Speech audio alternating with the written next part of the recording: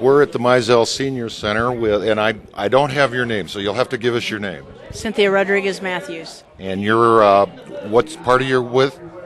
I'm a congressional candidate in the 26th district, La Cañada Flint Ridge into Rancho Cucamonga and then up over into Wrightwood. Right. And what party are you representing? Democrat. You're a Democrat. Okay. I'll just let you tell us your platform. Sure. Okay. Well, basically, when it comes to this war, I've always been against it. I was against it prior to us even going. Went to many of the protests and went to cities trying to get resolutions to stop us from even going into the war. Once we were there, the issue became, how do we protect our veterans? We knew that they were not being fully armed properly, that they did not have the proper armament or gear that they needed, flak jackets, helmets, and so forth, in order to be able to be fully suited in order to be capable of fighting this war the way it should, or protecting themselves. Okay, so now if you get elected into Congress, what would you do to get our troops out of there and stop the war? Well, what we have got to have a definite timeline. We must have a definite timeline to pull our troops out.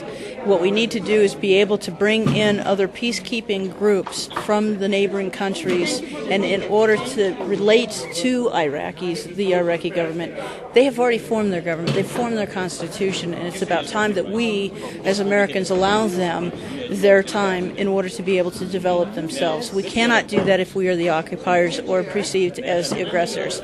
We cannot continue to do that if we are allowed to bring more troops in there in order with the pretense of going after Iran. We just cannot do that. Do you feel that the ultimate goal of this is Iran?